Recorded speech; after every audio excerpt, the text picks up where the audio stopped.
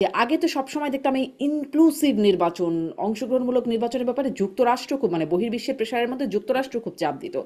এখন তাদের আর এই ইনক্লুসিভ শব্দটা তাদের ডিকশনারি থেকে একরকম উধাও হয়ে গেল। বরং জাতিসংঘ বলছে ইনক্লুসিভ মানে মানে শেখ হাসিনা যে ব্যাখ্যাটা দিতেন যে ইনক্লুসিভ মানে আসলে রাজনৈতিক দলগুলো না, জনগণ অংশগ্রহণ করলে সেটা ইনক্লুসিভ হয়ে যায়। শেখ হাসিনা এমন একটা ব্যাখ্যা দিতেন, এখন এই ব্যাখ্যাটা দিচ্ছে জাতিসংঘ। এরকম মানে উল্টে গেল কেন? না, উল্টে যায়নি। আমার ধারণা যে সময় আছে, এটা তারা বলবে, অবশ্যই বলবে। আমি আমি বিশ্বাস করি। আরেকটা হইতে পারে যে এটা এখন বিশ্বব্যাপী, যে আমেরিকায় তো এটা লিড করে। আমেরিকার ডোনাল্ড ট্রাম্প আসার কারণে তারা তো অলরেডি সব রাষ্ট্রদূতদেরকে বলছে যে তোমরা লোকাল নির্বাচন নিয়ে কোনো কথা বলবা না। নির্বাচন কথা বলবা না।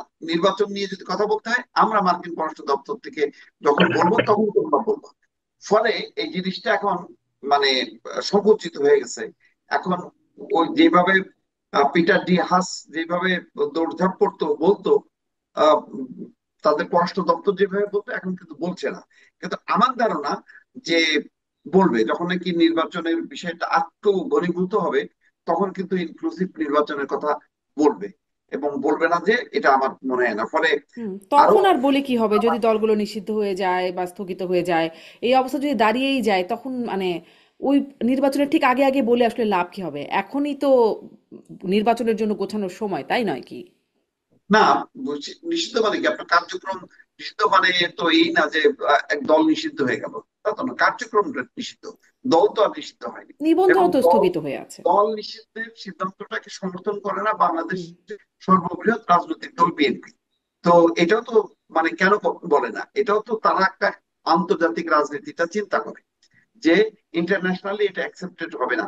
কোন দলকে যদি নিষিদ্ধ করা হয়, তখন সেখানে নির্বাচন হয়।